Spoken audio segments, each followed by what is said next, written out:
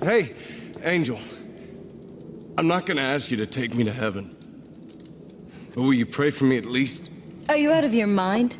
There's no bloody way I'm going to pray for you. Welcome to Watch Mojo, and today we're counting down our picks for the top 10 horror games most folks often forget about today. Slick, you okay, man? Is the prison collapsing? Are we sinking into the ocean?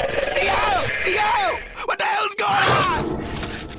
Before we begin, we publish new content all week long, so be sure to subscribe and ring the bell to get notified about our latest videos. Number 10, Parasite Eve.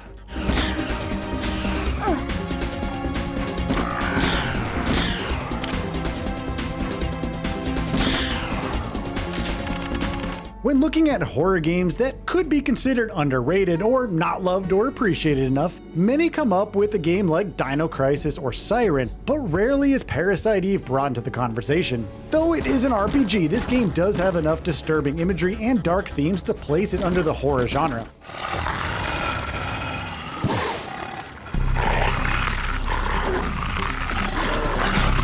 While the game did manage to sell a couple million copies worldwide and would see a sequel and a spin-off, Square Enix left Parasite Eve by the wayside as it continued focusing on other much bigger IPs like Final Fantasy and Kingdom Hearts. And now Parasite Eve hasn't been relevant since the PS1 days, and the PSP spin-off, The Third Birthday, didn't exactly move units. I'm Special Agent Aya Brea, and my final mission is about to begin. Number 9, The Suffering. Nothing compares to the deep satisfaction of terminating a human life. You already know that, don't you? Silent Hill and Manhunt were sort of the dominant horror games during the PlayStation 2 days, but one that few remember today is The Suffering. You play as Torque, a prisoner on death row who has no memory of the crimes he committed. When an earthquake hits the prison, mysterious forces begin wreaking havoc, giving you the opportunity to make your escape.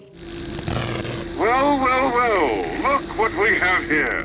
How long I have been waiting to encounter such a fascinating specimen. The Suffering was one of those games many described as not for the faint of heart, and despite its age, the visuals can be gruesome to witness.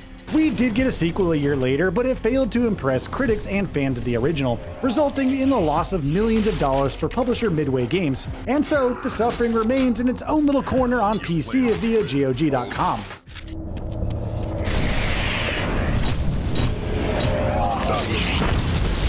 Number 8, I Have No Mouth and I Must Scream.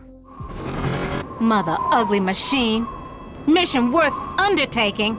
So it brings me here, junkyard electronic pyramid nowhere. Night Dive Studios has gone full force on bringing old FPS and horror games forward to modern hardware. But in 2013, one of their first projects was bringing forward I Have No Mouth and I Must Scream. Based on the 1967 short story by Harlan Ellison, I Have No Mouth puts you in the role of 5 characters, each with their own stories and paths to explore, as they endure the torment inflicted by a malicious artificial intelligence called AM. For 109 years, I've kept you alive, so that I could savor your feelings of guilt over what happened to your wife. Though you can still play it on PC with the newest computers, it has been quite a long time since this title was celebrated for its dark yet often thought-provoking themes. Perhaps a console port could bring this brilliantly morbid game back into the limelight for a bit. There's no escape for me but death. No, I won't let you die. Number 7, Haunt. I'd do it myself if it weren't for this whole stuck-in-a-painting thing. So why don't you just take your not-stuck-in-a-painting body through this door and we'll get going? If you've never heard of this gem, it's probably because the Kinect had an infamous reputation by the time Haunt launched. This was one of the few games on the Kinect where the controls actually worked while providing fun gameplay. Players had to actually use their full body in order to explore a mysterious mansion and survive its devious demons.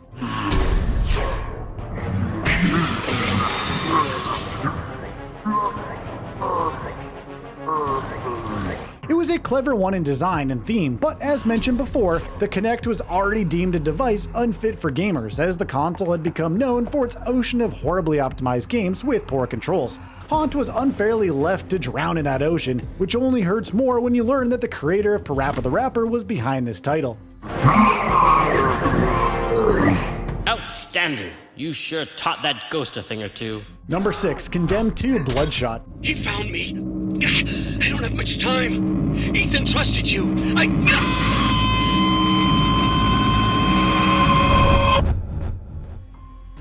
does get talked about every now and again, but more often than not, all anyone can mention is the first game, Condemned: Criminal Origins. It makes us wonder if anyone has even played the sequel. Condemned 2 was just as captivating as its predecessor, with its heavy themes and haunting environments.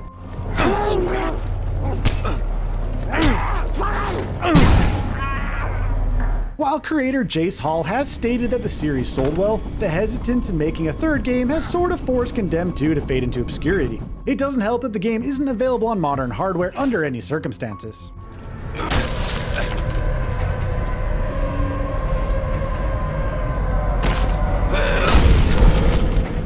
Number 5, Call of Cthulhu: Dark Corners of the Earth. You alright there, sir? Starting to look kinda funny there for a while. Face as white as bone and eyes as black as coal. Like you'd seen a ghost or something. Published by Bethesda Softworks, Call of Cthulhu: Dark Corners of the Earth was one of the most garish games that will haunt our memory forever, and of course we mean that in a good way. Developer Headfirst Productions did an incredible job at creating an unsettling environment and setting up unexpected events. Unfortunately, Dark Corners of the Earth never caught on with audiences. Who's that?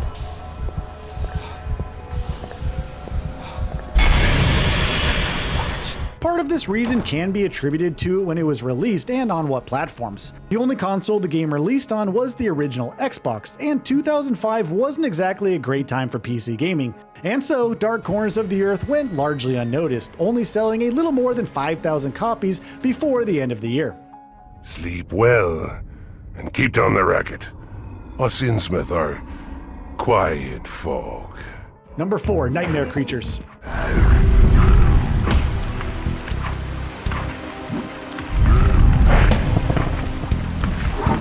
Even though it may not have been great on PC or N64, Nightmare Creatures truly shined on the original PlayStation console.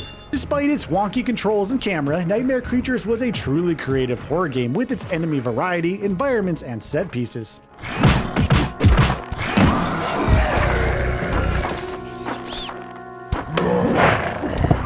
The game was even successful enough to get a sequel in 2000, but here's what made the public forget about Nightmare Creatures so quickly. First, the sequel was a major step down as the horror aspect took a backseat in favor of the action. Second, the PS1 horror games that dominate the conversation almost every time are Resident Evil and Silent Hill. Nightmare Creatures might have been a solid title, but it simply did not make a big enough impact to remain relevant. It doesn't help that the third game was cancelled.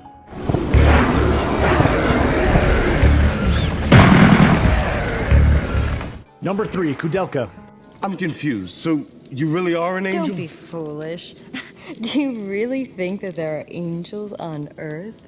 Much like Parasite Eve, Kudelka was an unorthodox blend of RPG and horror, two genres that really don't go together. After all, how do you maintain being scary under a turn-based structure? Well, Kudelka kept the horror tied to its story and enemy design, while staying true to traditional RPG combat.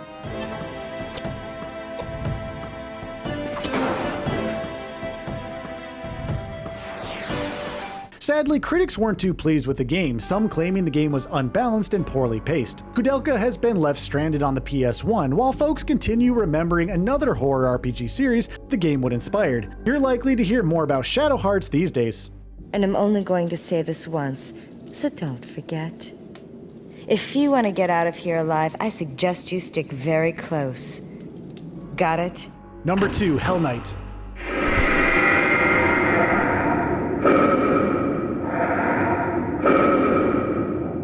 If you have never heard or played Hell Knight before, well, that's because it was only ever released in Japan and Europe. Hell Knight tasked players in uncovering the secrets of an enigmatic cult while avoiding zombies in Tokyo's dark and foreboding subway tunnels.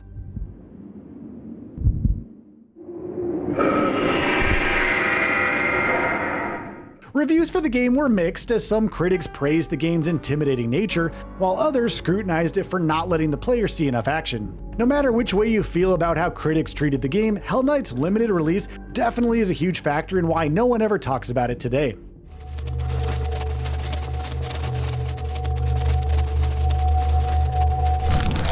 Number 1, Clive Barker's Undying.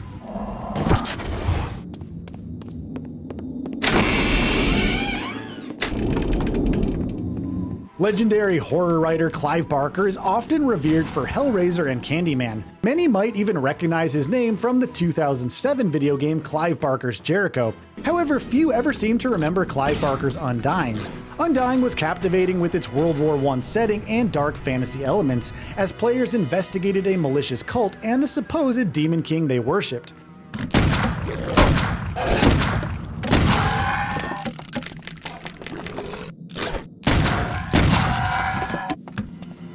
But as we saw with Call of Cthulhu Dark Corners of the Earth, the 2000s wasn't a great time for PC gaming, as consoles were dominating the gaming market, and so the poor sales led to Undying's multiplayer expansion and console ports getting canned.